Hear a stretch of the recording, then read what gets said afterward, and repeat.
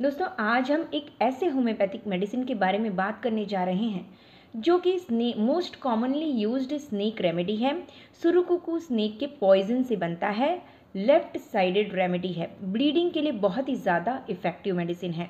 जी हाँ दोस्तों, आज हम बात करेंगे लैकेसिस के माइंड सिम्टम्स, उसके फिजियोलॉजिकल एक्शंस और मोडालिटीज़ के बारे में। मैं डॉक्टर श्वेता संपूर्ण स्वास्थ्य चैनल पर आप सभी का स्वागत करती हूँ। दोस्तों पूरी जानकारी के लिए वीडियो को एंड तक ज़रूर देखिए।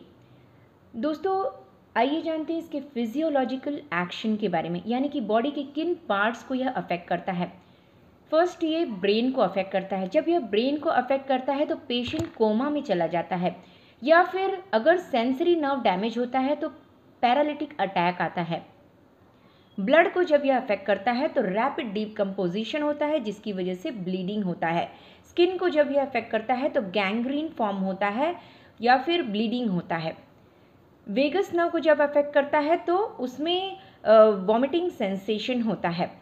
ब्रेन स्पाइनल कॉर्ड को जब यह अफेक्ट करता है तो उसमें कन्वर्जन्स आते हैं, यानी कि मिर्गी आती है और सडनली कमज़ोरी और थकान महसूस होती है।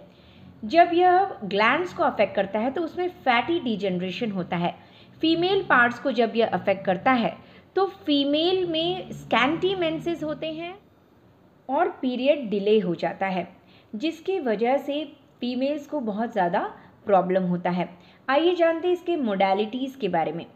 मोडालिटीज़ यानी कि किन कंडीशंस में पेशेंट के सिम्टम्स घटते या बढ़ते हैं। सोने के बाद पेशेंट के सिम्टम्स बढ़ जाते हैं, मॉर्निंग में धूप में जाने की वजह से, या फिर मीनोपॉज अगर हुआ है तो उस समय भी पेशेंट के कंप्लेंट्स बढ़ते हैं। दोस्तों इस पेशेंट के अगर डिस्चार्ज सप्रेस्ड हैं और अगर डिस्चार्ज स्टार्ट हो गया है तो पेशेंट के कंप्लेंट्स बेटर फील करता है। ओपन एयर में जाने से या फिर कोल्ड ड्रिंक लेने से पेशेंट बेटर फील करता है।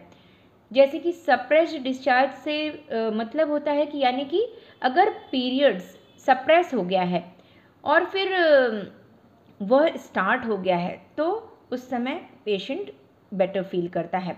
आइए जानते हैं इसके माइंड सिम्टम्स के बारे में। दोस्तों लैकेसिस का पेशेंट बहुत ही ज़्यादा रिवेंजफुल होता है। जैसे कि स्नेक रिवेंजफुल होता है, पॉइजनस होता है, उसी तरीके से लैकेसिस के पेशेंट के फीलिंग्स में बहुत ज़्यादा जहर भरा हुआ होता है, बहुत रिवेंजफुल होता है, बदला लेने की भावना उसमें बहुत ज़्यादा होती है। बहुत ही सस्पिशियस रहता है, ऐसा लगता है उसे कि कोई मुझे जहर दे देगा। उसके एंग्जाइटी और डिप्रेशन मॉर्निंग में बहुत ज़्यादा होते हैं। दोस्तों यह बहुत ही ज़्यादा क्लेवर होता है, बहुत ही ज़्यादा चालाक होता है, क्लेयरवॉयंस होता है, भविष्य के बारे में, फ्यूचर के बारे में यह बता सकता है। यह बहुत ही ज़्यादा व्यंग्यपूर्ण बातें करता है, टॉन्टिंग वाली बातें बहुत ज़्यादा करता है, वेरी टॉकेटिव होता है। और एक टॉपिक पर अगर यह बात कर रहा है तो दूसरे टॉपिक को दूसरे ही मोमेंट में या दूसरे टॉपिक में बात करने लगता है। दोस्तों यह बहुत ही ज़्यादा पॉजिटिव होता है, अपनी चीज़ों के लिए भी और किसी पर्सन के लिए भी। लैकेसिस का पेशेंट बहुत ही ज़्यादा क्रिएटिव होता है, कांस्टेंट आइडियाज़ उसके माइंड में निकलते रहते हैं। दोस्तों आइए जानते हैं इसके पॉजिटिव एस्पेक्ट के बारे में। लैकेसिस का पेशेंट बहुत ही ज़्यादा अच्छी तरीके से रिस्पॉन्सिबिलिटी को निभाता है। वो बहुत ज़्यादा पैशनेट होता है, उसको पूरा करने के लिए वो टाइम मैनेज बहुत अच्छी तरीके से करता है। लैकेसिस का पेशेंट बहुत ही शांत होता है। वेरी टॉकेटिव तभी होता है जब वह अल्कोहल ड्रिंक किया हुआ होता है या फिर उसके इंटरेस्ट की बात होती है। एंग्जाइटी बहुत ही ज़्यादा उसको मॉर्निंग में फील होता है। अपने हेल्थ के लिए बहुत ही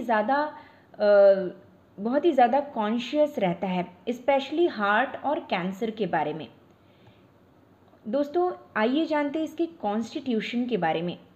जिस तरीके से स्नेक लंबा होता है और पतला होता है और डार्क होता है, उसी तरीके से लैकेसिस का पेशेंट भी टॉल होता है, थिन होता है और डार्क कॉम्प्लेक्शन होता है, डार्क आईज होती हैं। स्पेशली विमेन को सूट करता है ये, स्पेशली मीनोपॉज वाली जिन पेशेंट्स को मीनोपॉज आ गया होता है उनको यह सूट करता है।